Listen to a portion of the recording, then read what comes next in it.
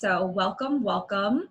I'm really excited to be here today. And I think I'm calling this webinar Getting into Meditation, or Meditation 101. What, why, and how. Yeah. Perfect. So, what's that? That's perfect. That's what I need. Perfect. So to get started, why don't we actually just ground ourselves in and do a short meditation? And after that, I'll share about what we're going to do. Does that sound good? Mm-hmm. Okay, so I'm going to do this with you. You can go ahead and close your eyes and just feel your feet on the floor. Feel that chair beneath you. And just allow yourself to be here now. Feeling the chair and the support that's below you. And we're going to take a couple deep breaths in. So breathing in through your nose. Hold. And breathing out through your mouth. Let's do that 2 more times. So go ahead and breathe in through your nose. Hold at the top. And breathe out through your mouth. Allowing that exhale to be a little longer than the inhale. And go ahead, breathe in through your nose. Hold at the top. And out.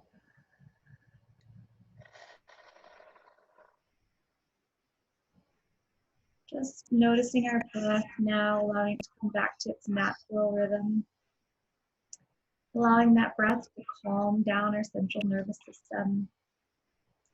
And feeling this moment, allowing ourselves to arrive here where we're at.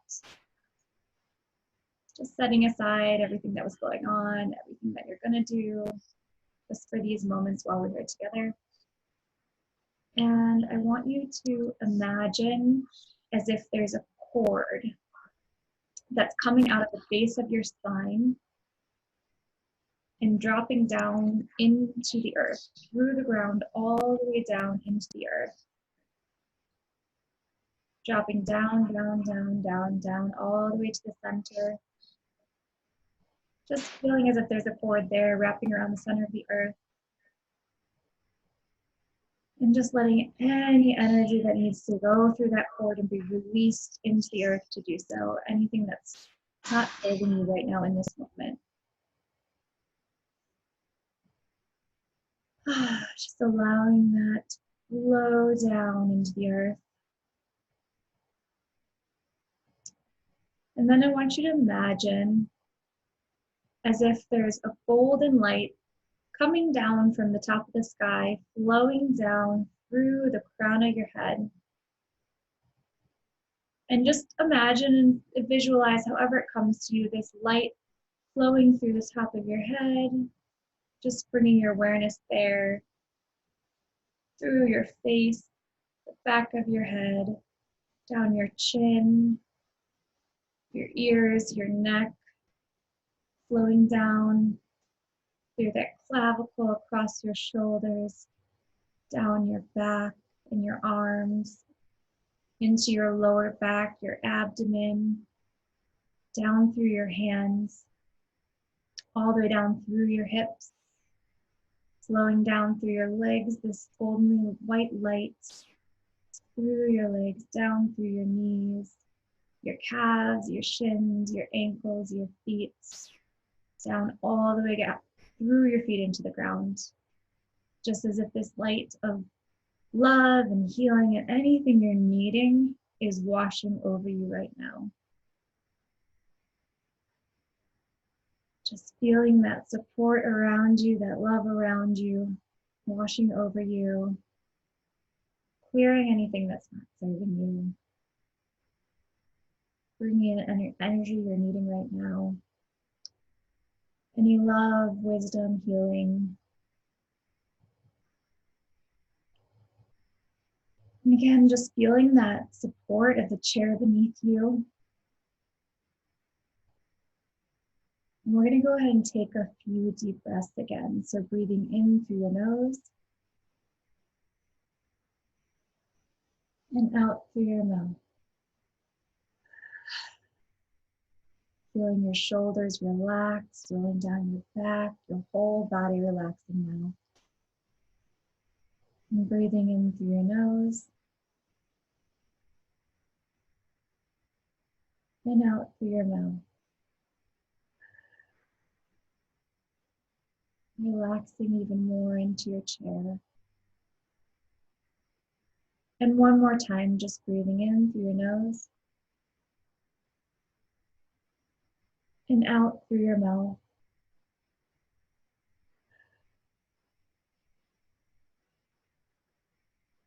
And just taking a moment now to set an intention for our time together, just whatever first comes to mind.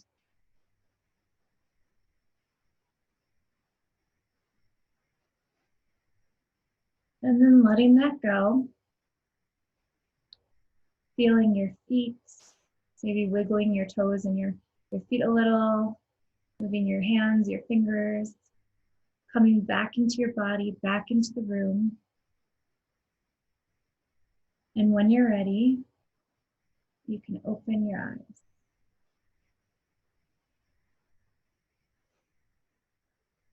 eyes. How was that? It's good. Good? Easy? Yeah, I like that.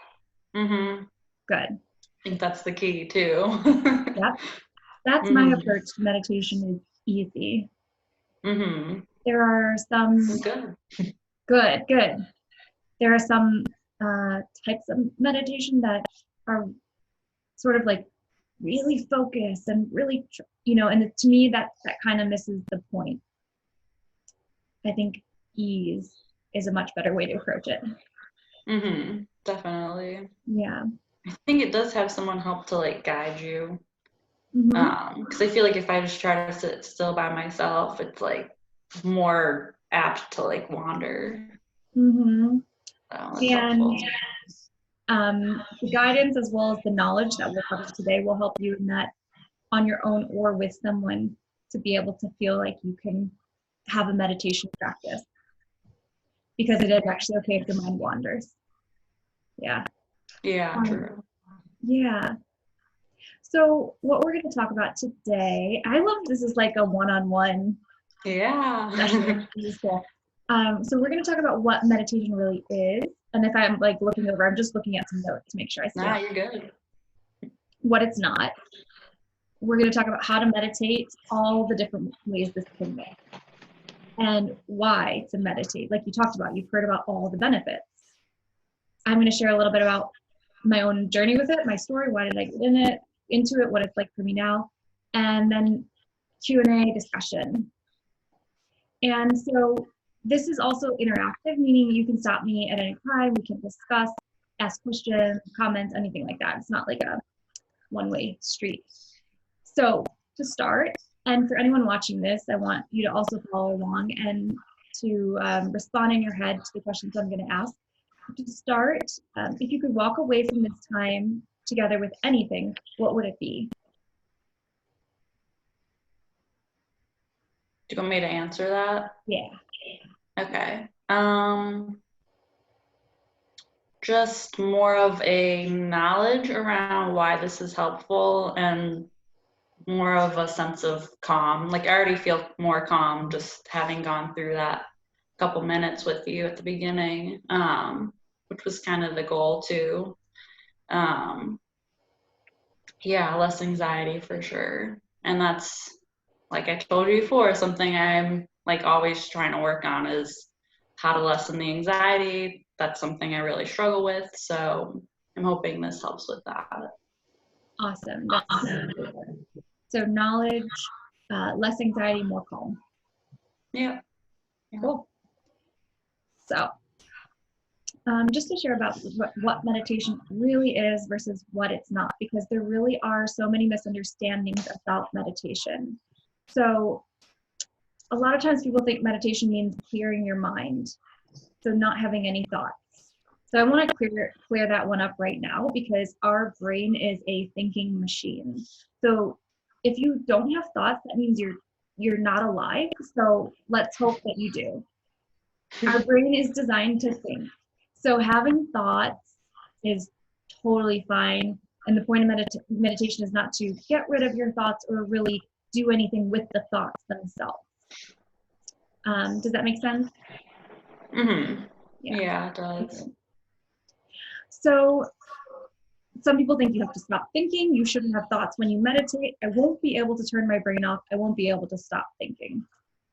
All different things like that. Maybe that's come up for you. Mm-hmm. So it's not about if they come up, it's just how you're responding to them. When you respond in meditation with ease, that's essentially that's the way we want to respond, is that it's no big deal and it's actually normal and natural. So one of the ways that I learned about meditation was through an app called Headspace. And at the beginning of Headspace, they do these animations and they talk about it as like clouds in the sky. Like sometimes there are clouds, sometimes there's not, sometimes they're moving, sometimes they're still, sometimes they look this way. It's kind of like that with our thoughts. And you wouldn't look up at the clouds and be like, that shouldn't be there. Why is that there? That's wrong. It's not supposed to be there right now. Right? It's like, it's just Mm-hmm. there. So you just allow them. One thing that can be helpful is just noting, okay, that's a thought. And then you come back to whatever the meditation practice is. Or that's an emotion. So you kind of just like note it, label it, and then you come back to whatever it is that you're gently focusing on in your meditation. So first, clearing up that meditation does not mean not thinking. Some people are afraid that they'll get bored when they meditate, and that kind of stops them. And that's actually, sometimes it can not feel super stimulating. But the thing is that we, like you might feel really fidgety and all of that. We are really trained to be entertained and distracted and stimulated. So it can feel kind of weird to slow down. So that's also normal. If it feels weird to slow down, you're just something you're not used to yet. And it actually starts to get easier and easier. And you start to see the benefits happening in your life. So you start to outweigh that resistance to taking the time to rest and to meditate.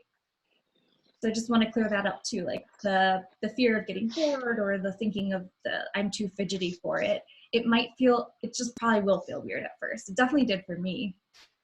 So for that to not be something that stops you, knowing it's actually really normal. Another misunderstanding in my opinion is the thought that I don't need to meditate. No matter how your meditation looks, in my opinion, I believe it is necessary. It's kind of like saying I don't need to move my body, like I don't need to do any sort of movement in my life and I'm going to be fine, because our brain is actually that it's physical, it's a physical part of our body, so we have to work it out as well. And meditation is like that workout. And that doesn't mean that you have to sit and meditate for an hour every day. It might look like you're doing your form of meditation where maybe it's a walking meditation or a doing your dishes meditation. But I do believe that if we were looking at whole health, mental, physical, emotional, spiritual, it includes some sort of meditation practice. And so the way I like to illustrate what it really is so we are these human beings with these brains that think a lot. And most of the time, it's all one. Like we are our mind, our thoughts, we kind of perceive it to be like that. And we think things and we're really identified with the thoughts. But as I'm sure you know, and anyone watching this, a lot of those thoughts are like really shitty and crappy. Like, not positive or not true or judgmental or whatever they are. So when we get overly connected, it really can keep us really identified and stuck in just the mental aspect of things. So what I like to think of meditation as is like it creates a space. That's all it's doing. It's creating a gap where you can be connected to you, and then you can still have your thoughts over here, but it's not all like jumbled. You can still have them, but your relationship to them is a little bit different during meditation. It's mindfulness, really. It's observing versus being in it. So especially for people with high anxiety, this is one thing I really help my clients with. A lot of times when we experience OCD or other anxiety disorders, it's like there's this, like literally like a battle going on in our mind. And if you imagine, I don't know why to me, the image comes up kind of like Civil War type. When I picture the battle, it's like Civil War with like those guns with the spears on the end and whatever. And I don't know why that one comes to me, but it's like you're in the middle of that battle. And when we meditate, it's like you see, here's the battle here, but there's this hill over here, and the battle's happening, and you can just go walk up that hill. And it doesn't have to, the battle doesn't have to stop. You can watch it, and you can also, you know, turn and see other things, and you're not in the middle of it anymore. So hopefully that helps illustrate really what it is versus what it's not. Hopefully making it much more approachable. And in that, you know, there are many different ways to walk up that hill. There are many different ways to create a little space and a little bit of gap. And so what happens, why there are so many benefits from this, is when we create that gap, we have more choice. We have more awareness. We're no longer at the whim of the thoughts or the emotions, because we're not so like in it and connected. So with that space, we have a choice point, and we can also sort of like drain some of the energy from them because we're not so close. Do you see how that would be helpful with some of the things that happen in our mind? Yeah, definitely. So when we think about benefits, and this is, I've seen them for sure personally, and definitely with the people in my life that have incorporated their version of their meditation practices, calming down your nervous system. Maybe you experience physical things like stomach aches, panic attacks, anxiety, things like that. Just like doing the meditation at the beginning of this can leave you feeling that in that space of grounded and calm. Mental clarity. You can start to have clarity because you're not so mixed up in everything going on in your mind. Overall mental health. It can literally start to heal the brain, certain types of meditation.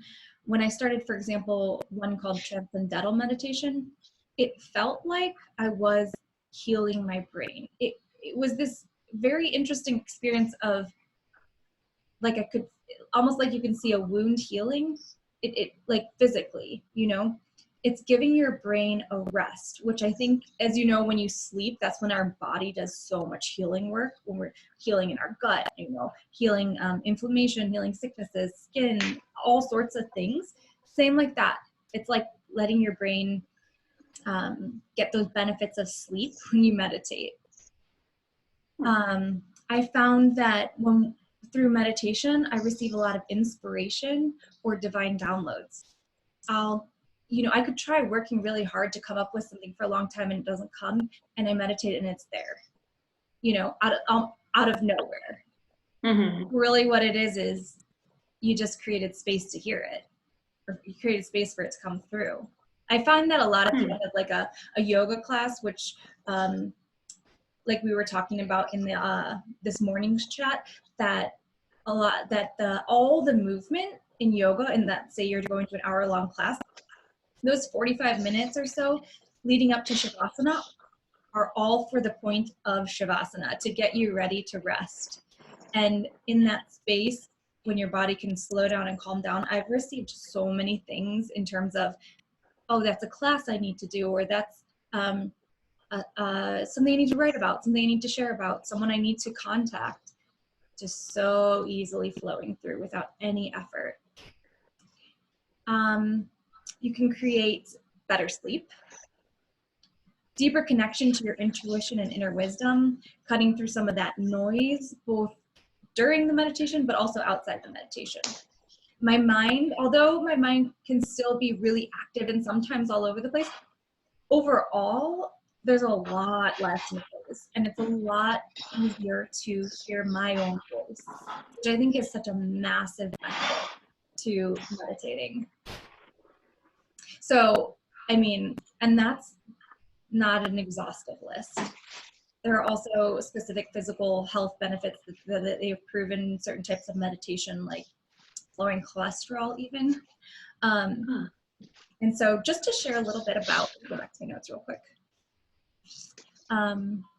Okay. Before I get into how and why, I want to share my journey in brief on meditation. So it was, let's see, I want to say 2015. I could have that year wrong. Before that, I had been in, I had done coaching, and I had done received coaching and done random guided meditations here and there. And in the programs, they would walk us through things similar to like the beginning of this session. So I had meditated, but I didn't have a practice. And it was around that time that my anxiety was just getting so high, especially as it related to what was going on in my mind. My mind was just creating a lot of fear, and I felt really trapped. I felt actually totally trapped in my mind. It was like I couldn't get away from these thoughts that I didn't want to think. Not knowing it was OCD. It was OCD, but I didn't know that. And I remember I was living at my parents' at the time, and there was like trails you could go run on. So I was out running, and on this trail, running down a beautiful trail, and all that I could think about was like this thought that was going through my mind, kind of tormenting me. And I couldn't run away from it, no matter how fast I ran. And I remember talking to my sister about the experience I was having, because it seemed just really bizarre. And she mentioned meditation. She's like, I wonder if that would help you. And I was willing to try anything, because it was just torture. So she mentioned the Headspace app, and I decided that absolutely I was just going to dive in and try it out. And I really approached it for that mental health reason. It wasn't anything else. It was just my mental health. And I began the meditation, and I didn't necessarily feel all that much better right away, but I knew that it was the type of thing that was cumulative. So I would sit down in a chair, I would put in my headphones, I would do the 10 minutes for 10 days thing, and my mind would constantly just go away, and I'd be like, oh yeah, I'm meditating. And then I come back, and then go away and come back. And fortunately, I had this app that was helping me know, okay, I'm not doing it wrong when these things happen. And through that app, I was able to go on to, they offered all these different packs, they call it, where you can do one on like anxiety, one on sleep, one on self-esteem, confidence, all sorts of different things, which was really cool. So I just kept doing it and making sure that I did at least one every day. And what I found was that over time, it wasn't just a mental practice. It started to become spiritual and emotional and even physical, in that like healing of my mind and helping me to create better physical health in my life in other ways, like just more clear about how I needed to move my body. So although I started for that mental health reason, it actually creates health in all the areas.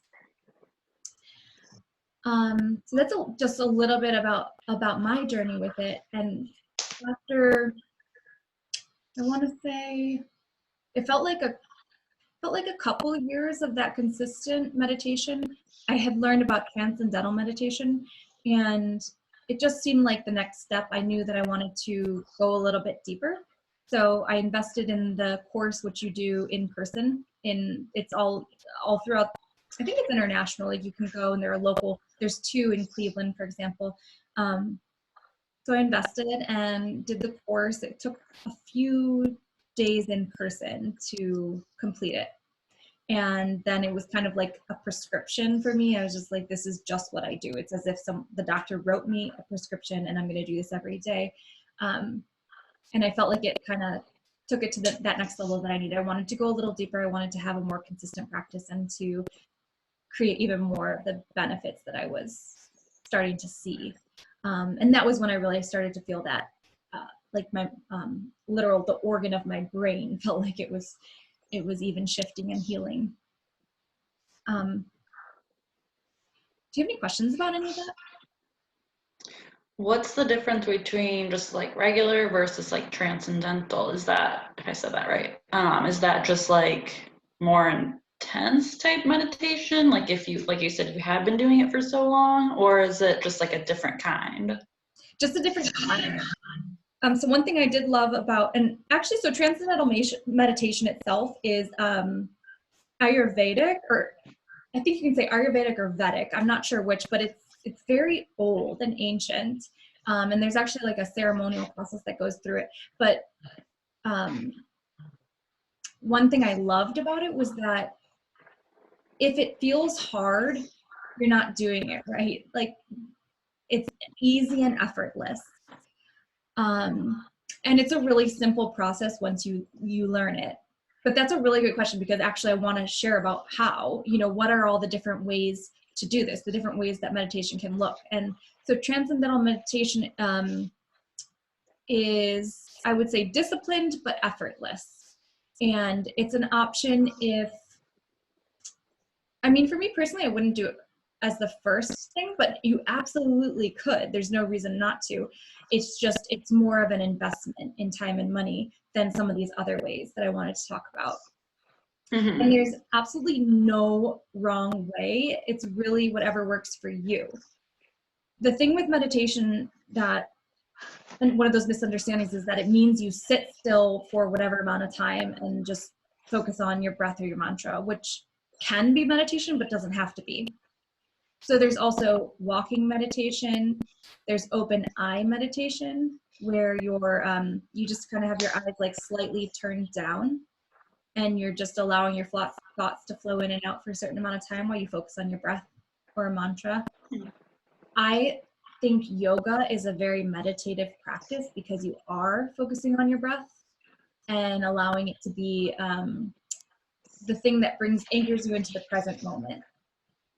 Really, anything that can bring you back to that present moment is meditation, which is why washing your dishes can be there's a Buddhist, I think he's a monk, Thich Nhat Hanh, who writes about that. I can't think of the book right now. But you can essentially, if you're paying attention to your 5 senses as you wash the dishes, you're getting really present and making it a meditation. Rather than, that's good to know. right? Because like, I mean, if you don't have a dishwasher, you're going to be hand washing. Mm-hmm. Yeah. That's me. Perfect. Maybe that's one way you're going to incorporate it, or maybe that is your meditation right now. Yeah, maybe. Oh, that's interesting. I guess you never really like think of like doing dishes as like potentially could be like a meditation. I mean, I think when we do like chores like that, it's like, I do dishes again. But like if that's something I'm doing like almost every day, it's not a bad idea. Yeah. I mean, 2 birds with 1 stone, make it less of a chore and get some meditation done. Yeah. And it's as simple as just noticing, it's just mindfulness. So you're like noticing how the soap feels, noticing the colors of the dishes, paying attention to even like your body in the process, anything like that, without trying hard. You know what I mean? And if your mind starts to wander, or when it does, that's okay. Then you notice that and you come back like, oh, seeing the suds, feeling the water, hearing the water. And simple meditation practice, bringing you into that present moment and feeling and being mindful. And it's free. Yeah. Okay. Love it. Yeah. What do you usually practice? Do you like do a daily meditation, or like what does your like routine for that look like? So for the past, I think 3.5 years since I learned Transcendental, I do in Transcendental meditation. It's 20 minutes a day, twice a day, but I actually just do 20 minutes once a day now. I did it twice for a long time, which is great. And then I decided once felt good for me in the morning for that. And so what I'll do is, at first it was right when I wake up, do 20 minutes. But now I actually, when I wake up, I go outside and I walk for at least 10 minutes to get the sunlight in my eyes and let my internal clock know I'm awake and it's daylight. And that to me is almost, that to me can be a meditation. And then I come back inside and do the 20 minutes. Then I sometimes do, I took a course from a man named Dr. Joe Dispenza. He is a he teaches quantum physics essentially, and he teaches a certain type of meditation that reminds me a lot of Kundalini yoga, which uses your breath in a very intense way to move your energy. And so I'll do those sometimes. His meditations tend to be like at least 45 minutes. So it's really a discipline for me to sit down and do it. And I haven't been able to do that daily. I haven't created the time for, another hour-long meditation, but they're really amazing. And then occasionally, depending on what's going on in my life, if I'm clearly needing some sort of grounding, clearing, calming something, or support around, maybe it's sleep or whatever it is, I'll use YouTube, where I'll search specific things. Like you can do cutting cords meditation if you're feeling like this unhealthy connection with someone. And those are like anywhere from, a few minutes to really long ones on YouTube. So I'll look up certain guided meditations on YouTube if I need it or if I want to incorporate more into my life. So right now I have the sort of that baseline prescription of the 20 minutes in the morning that almost is almost 100%. There are like occasionally days that it doesn't happen for whatever reason, but pretty much across the board, I make sure that that's my foundation. Nice. Do you feel like having this practice for like a few years has really lessened your like anxiety and OCD? It's definitely been a part of it. And obviously, since I'm not doing just the one thing, it's hard to say like this exactly came from that. But I do know that meditation made everything else I was wanting to use as tools, it made them more effective. So all the different tools I used for my mental, emotional, physical, spiritual health were supported through meditation and made it so that I was able to, it's almost like, how do I want to describe it? It's like that extra fuel to do those sometimes difficult things with when it comes to how you're relating to your anxiety or doing the healthy things to move to a place of ease and joy in your life. Yeah, so it absolutely supports everything. Yeah, 100%. Like all those benefits I was listing, I've experienced for sure. That's awesome. Yeah, it's so exciting because it's really, really accessible and you can start immediately. Mm-hmm. Yeah. Nice. So just to share a little more of the ideas about how to meditate, I know I shared the gist of it. It's like whatever you're doing where you're allowing yourself to be mindful and present. Really that's key, present. So like coming back to this moment, because this is the only thing that's real. The anxiety will take us there and there, but this is the real moment. So anything that allows you to come back here, dancing can be meditative, walking can be meditative, doing the dishes. Let me pull up my list. Okay, so there are a few apps that are super, super helpful. Like I mentioned, Headspace. That one is free for 10 days. And then after that, I'm not sure how much it is, but it's not very expensive. But you can start with that one. And it has the guy, his name is Andy. He's got a British accent, and he, guides everything. So you don't have to question. You learn over the course of 10 days, you learn a ton about meditation. And I'm going to give you these all in the notes. So I just want to share them here, but apps are a great way to get started. Headspace, Insight Timer. Insight Timer has different features, meditations, music, talks about from experts. There's an app called Calm, which has guided meditations.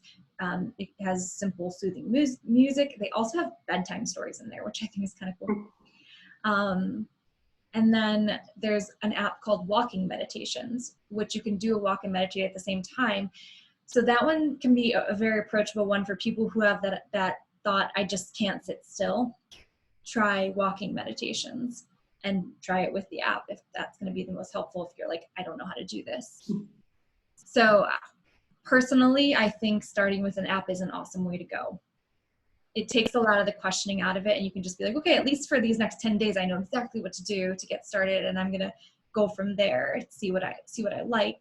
For example, if you do Headspace, and what I found is with these apps, it really varies across the board. Some people are like all about calm. Some people are just do Headspace. So testing out one and seeing if you like it is a great way to go. Or if you're not sure, I would say start with Headspace because of the animations. It's just so helpful. Okay. Yeah. So besides that, the how to do it, now that you know what it is and what it isn't, and that it simply means the mindfulness and the presence, it can be as simple as paying attention to your breath or choosing a mantra. And the mantra can be a word, it can be a set of words, it could be an affirmation. So maybe you breathe in love and you breathe out something you want to release. So it could be in love, out release, or in love, out letting go. You can simply focus on an affirmation and your breath. So like, I love the affirmation, I love, approve of, and accept myself exactly as I am. And just allow yourself to gently repeat it, as you breathe in and out, focusing on that. Or simply the meditation is the presence of what's happening in this moment. So right now it's like, if I were meditating right now, looking out this window, it's like noticing the branches move, just seeing, what the weather is, and seeing the grass, and simply noticing it. And if my mind goes to what I need to do, or goes to a thought of fear, or whatever the thought it wants to get pulled to, that's okay. Then I just come back. Cool. So, okay.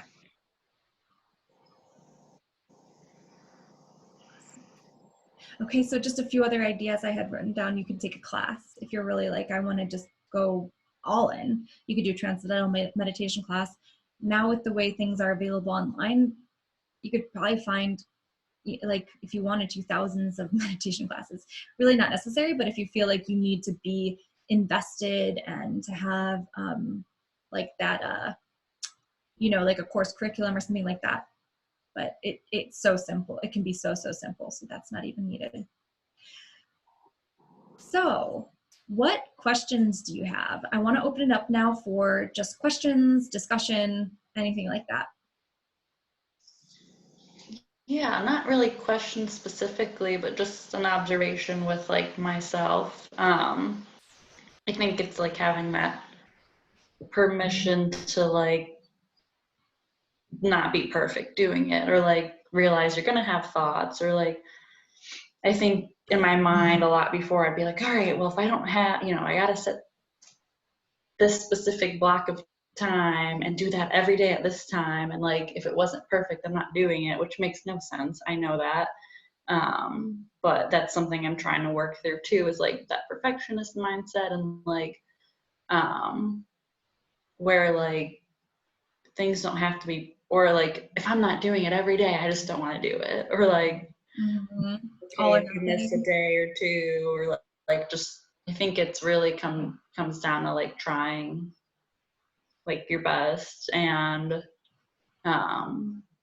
just kind of picking up where you left off, even if it was like, okay, I didn't do it today, but like that doesn't mean I should just wait till Monday to start. Like I can pick it up later today or like tomorrow, and like having that better like mentality around it. Yeah. So that perfectionism and black and white thinking can sometimes be really creative, a really creative way of resistance to what we know is actually best for us. Because it's like, well, you never can get it perfect. So that's a great way to not do it. So I like to think of it as, instead of black and white thinking in color and full spectrum of rainbows. There's no wrong color, like maybe blue is like you miss some or whatever. That's not wrong. And then is blue a wrong color? No. And then red is like you like nailed it 5 days in a row or whatever. Like, I don't know if that's a weird example, but I think you get what I'm saying. There's no Yeah, right I like or wrong here. There's Mhm. no, and studies have shown that these tiny things, it doesn't matter if it's perfectly consistent at all, tiny things over time is cumulative and actually creates massive change rather than trying to do an overhaul and make it perfect. And Mhm. then not. It's like if you're it's like if you start investing your money when you're younger. Think about when you look at the, like, say you started investing in a retirement account when you're in your 20s, which a lot of people don't do, and I didn't know to do. When you look at how much of an impact that has when you retire versus even just 10 years later, so much different. And it doesn't mean that you're doing a ton of big things in that time. It's just cumulative. That's Mhm. the mindset I always adopted, is that meditation is cumulative. It's not all or nothing. Um, and there's no like need to force or make it perfect, because it kind of negates the point. It's not about adding more stress to your life. Yeah, that's a good point. Yeah. Yeah. I think And that's my biggest like shift to like get around is just, and like I feel like I know this in like other aspects of my life, but it's just that certain thing where it's like, well, yeah, if it's not every day, and that's just obviously like not a great way to look at it.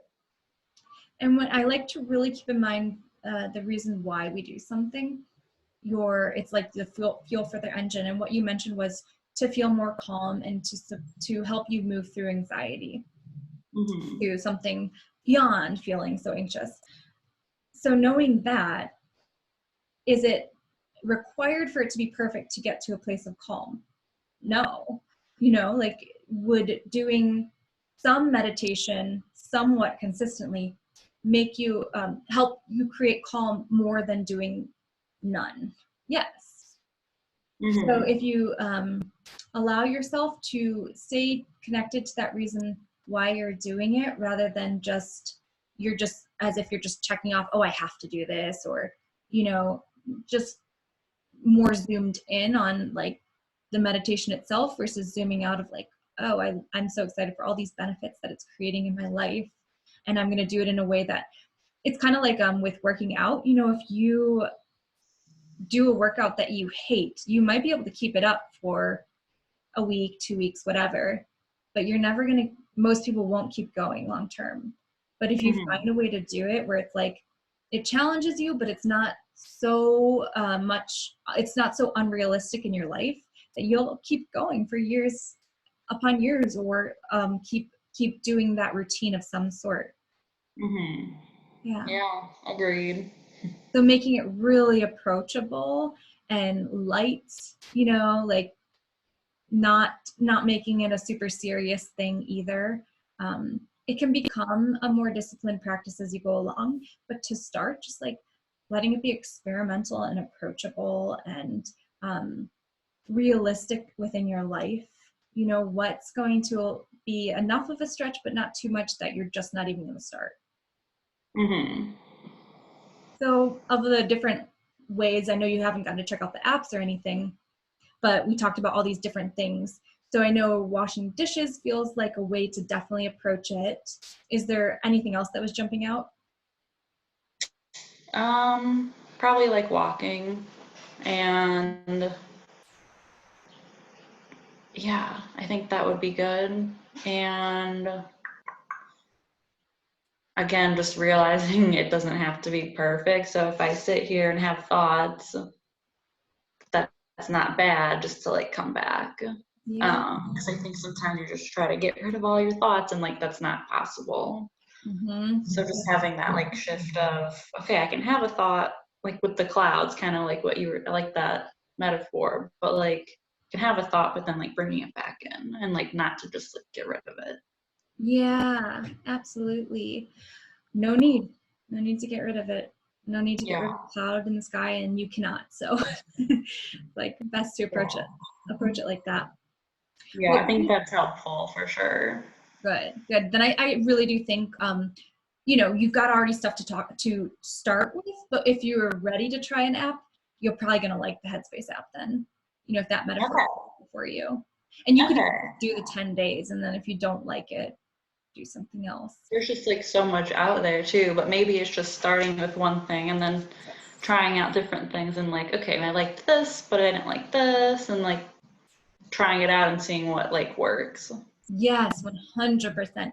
I always take that approach with what I do for myself, my own growth and learning, as well as working with clients. It's always like understanding this is an experimental process, and um, give something enough of a try that you didn't just throw it away so fast, you know, because you might not like it at first, but then it grows on you.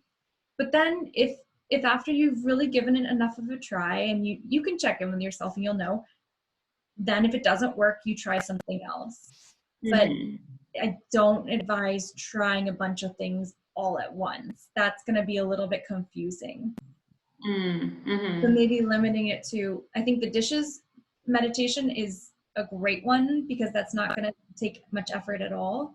And then maybe trying the walking meditation and Headspace, but not anything that's already plenty. If you just wanted to pick one of those two, and then maybe in like a couple weeks or in a month, then try the next one in addition, something like that. I think a lot of times in our culture, we try to figure out the best, especially if you have perfectionism stuff coming up, like the best, Mm-hmm. the most optimal, the perfect, the right. And it actually usually doesn't get you to a good place because it's kind of, it's a false foundation to think that there is even the best, the most optimal, the perfect. Mm-hmm. Where if we actually give something a good try, we can find so much in that, whatever that thing is. If we really like, it's like kind of finding all the golden nuggets in something, or getting all the value from what you're investing your time in. Mm-hmm. Yeah, definitely. Sorry, my cat just came in here. Oh, that's okay. Yelling at me. Okay. Totally agree. Sorry, I did not mean to like get distracted. No, that's okay. Just kind of like barges in here. Can you hold her up? Like, or Try. does she not like that? Yeah, kitty. She's like, why are you holding me up? Oh, she's on my lap now. She's Yeah, like, I she's don't need this. I know what I'm doing. hello. That's awesome. She's got like quite the expression on her face. All right. She kind of just has this resting bitch face. Yeah. Ridiculous. But yes. Anyway, sorry, I did not mean to get distracted there. No, it's totally fine. That's I actually thought like I closed such a my good door all example of what we were talking about. Like the way. there, Yeah. there it goes, there the thought goes, and then here you come back and like it's fine. Exactly. Perfect. Okay. Aw, I love it. Yeah, that was super helpful though. Okay. Yeah, just looking at it as like a practice and not getting stressed out about finding the perfect thing, because that kind of defeats the purpose, right? Yeah, yes, 100%. If that was your main, like if that was your only takeaways, that's going to be super helpful for you. Mm-hmm. Absolutely. I'm not saying that is, but if like, that was the only thing, that's amazing. What would you say in, you know, everything we've talked about, what's been your biggest insight or your biggest aha? Like with coming in here today and like what I learned. Yeah. Yeah, I really I really love the cloud metaphor. That's really getting to me.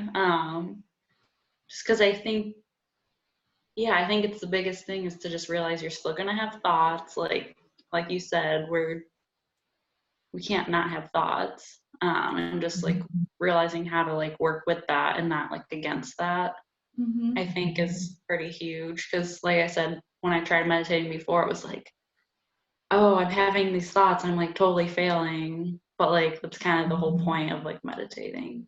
Mm-hmm. I would say that's pretty huge. Awesome. Another metaphor that I'm remembering now too that might help you is if you think about the subway trains, like if you've ever been to New York City or any city that has those, when we're not in that state of meditation or mindfulness, it's like we're just on the train going.